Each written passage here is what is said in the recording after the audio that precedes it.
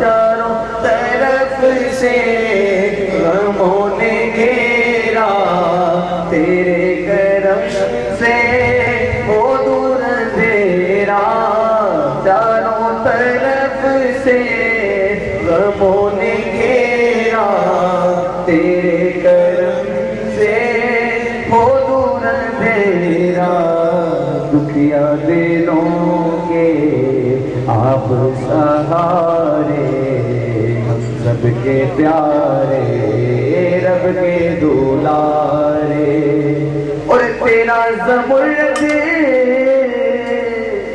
یہ ادنا گدا ہے، تیرا زمرد یہ ادنا گدا ہے، تیرے در کا یہ منگتا صدا ہے، تیرا زمرد ادنا گدا ہے، تیرے در کا یہ منگتا صدا ہے، پورے کر دو ارمان سارے، ہم سب کے پیارے رب کے دولارے۔ اب نشست نور والے چلے دیا لنگر کی طرف چلے، اب تو ابتدان میں یہ گفتگو ایسے ہی ہو گئی، ابھی تو شاید مکمل بھی نہ ہو یہ بیان، تیسری نشست ہے اس کی۔ میرے بھائی تھے وہ محترم شیخ ٹریکر مجددین ملت جن کا نام بھائی سے خیر و برکت حضور مولا فیض ترنگ نبی شاہ صاحب رحمۃ اللہ تعالیٰ علیہ، اس آیت مقدس آگا مطلق جاءکم نور کتاب مبین، یہ جو کوئی آئیو الناس قد جاءکم برہان من ربکم وانزلنا الیکم نورا مبینا، یہ سورۃ النساء کی آیت نمبر 177۔ میں اس پر بات کرنے لگا ہوں۔ اللہ تبارک و تعالیٰ نے فرمایا، میرے بھائی تو بہت شیخ طریقے سے فرما دیتے ہیں کہ اللہ تبارک و تعالیٰ نے اپنی بے شمار نعمتوں سے ہمیں نوازا۔ اللہ تبارک و تعالیٰ کی سب سے بڑی نعمت آقا علیہ الصلوۃ والسلام ہے، اور کوئی اپنا محبوب کسی کو نہیں دیتا، کوئی اپنا محبوب کسی کو نہیں دیتا۔ آپ فرماتے کہ وہ پیارا محبوب اللہ تبارک و تعالیٰ نے ہمیں عطا فرما دیا، اور پھر اس کے متعلق فرمایا بے شک تمہارے پاس اللہ تبارک و تعالیٰ کی طرف سے نور من ربکم وانزلنا الیکم نورا مبینا، اللہ تعالیٰ نے بھیجا، بے شک تمہارے پاس اللہ کی تعالیٰ کی طرف سے واضح دلیل،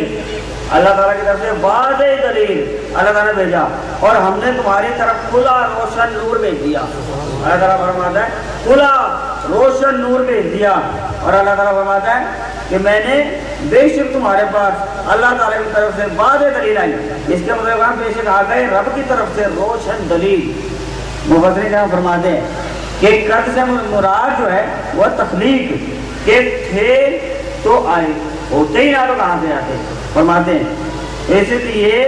حضرت جابر رضی اللہ عنہ فرماتے ہیں اب کیا بارگاہ رسالت محمد صلی اللہ علیہ وسلم میں یہ حدیث میرے والد محترم شیخ طریقے اکثر بیان فرماتے تھے،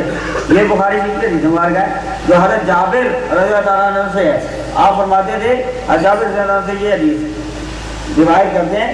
کہ ارشاد فرمایا، جابر رضی اللہ عنہ کہتے ہیں بے شک اللہ تعالیٰ نے سب اشیاء سے پہلے اپنے نبی صلی اللہ علیہ وسلم کے نور کو اپنے نور سے تخلیق فرمایا، اور پھر ارشاد فرمایا جس کو میرے والد محترم شیخ طریقے سے اکثر بیان فرماتے تھے کہ میں اس وقت بھی نبی تھا، اس وقت بھی نبی تھا جب حضرت آدم علیہ السلام پانی اور مٹی کے درمیان میں تھے، اور آقا علیہ السلام کو اللہ تعالیٰ نے سب سے پہلے پیدا فرمایا، آپ کے نور کو تخلیق فرمایا، حضرت آدم علیہ السلام کی پیشانی میں چمکایا، پھر اس نور کو اللہ تبارک و تعالیٰ نے حضرت اسماعیل علیہ السلام کو کنانہ میں، پھر حضرت سیدنا عبد المطلب رضی اللہ عنہ، پھر حضرت عبداللہ رضی اللہ عنہ، پھر حضرت سیدنا آمنہ رضی اللہ عنہ فرماتی ہیں کہ میرے خواب میں حضرت آدم علیہ السلام آئے، حضرت آمنہ رضی اللہ عنہ فرماتی ہیں میرے خواب میں حضرت آدم علیہ السلام آئے، آ کر کہنے لگے سیدنا آمنہ تمہیں مبارک ہو کہ تم ساری مخلوق میں سب سے افضل و اعلیٰ کی ماں بننے والی ہو، ساری مخلوق میں سب سے افضل و اعلیٰ کی ماں بننے والی ہو، سرکار دو عالم صلی اللہ علیہ وسلم کی جلوہ گری ہوئی، اور اتنا نور چمکا کہ آسمان کے ستارے زمین پر آ گئی، تمام بت آ کر صلی اللہ علیہ وسلم کے قدموں میں گر پڑے۔ حضرت آمنہ رضی اللہ عنہ کے مکان عالی شان کی طرف سب کچھ بت، نور، ستارے ان کی طرف منہ کر کے جھک گئے۔ سرکار دو عالم صلی اللہ علیہ وسلم کی ولادت باحضرت ہوئی، آقا علیہ السلام کی جلوہ گری ہوئی، اور جلوہ گری ہوتے ہی اس شان کے ساتھ جلوہ گری ہوئی کہ آپ کو اللہ تبارک و تعالی نے طیب و طاہر پاک فرما کر بنایا، آپ کی اہل بیت کو پاک فرما کر بنایا۔ تو قرآن پاک میں نے فرمایا نا کہ میری اہل بیت جو ہے وہ پاک ہے، تو اس شان سے جلوہ گری۔ اور آپ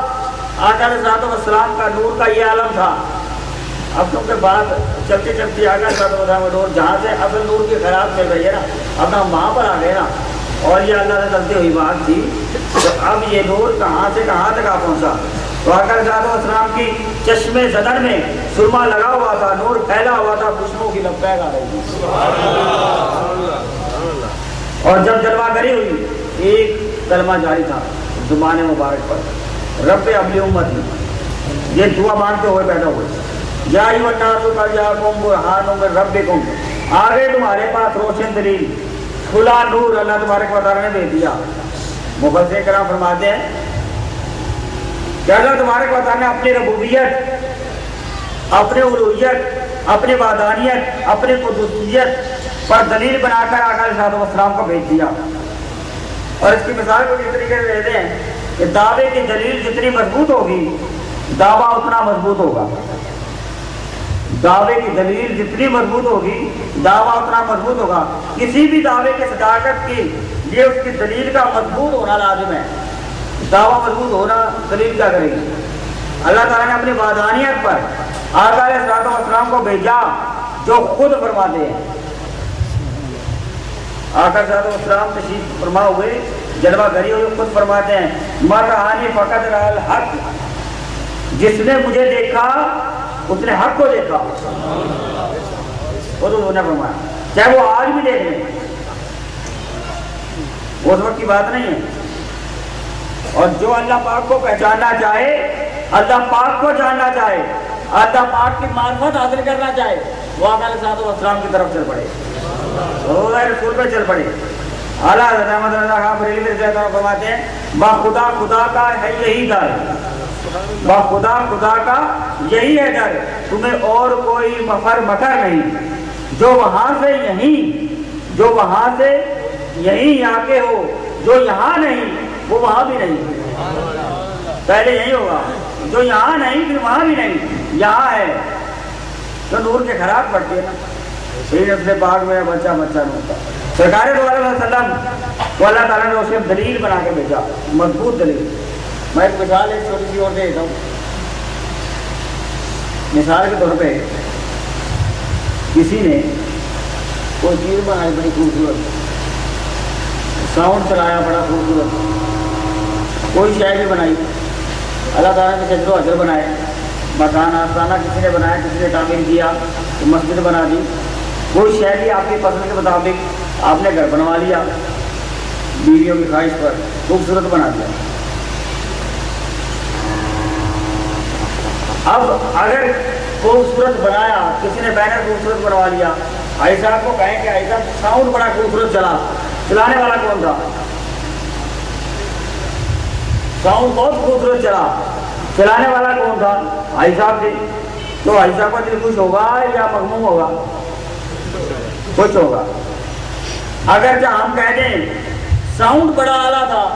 لیکن ساؤنڈ اعلیٰ نہیں تھا، بڑے پیسے خرچ کیا حجاب نے، بڑا کچھ لگایا، مگر ساؤنڈ اعلیٰ نہیں تھا،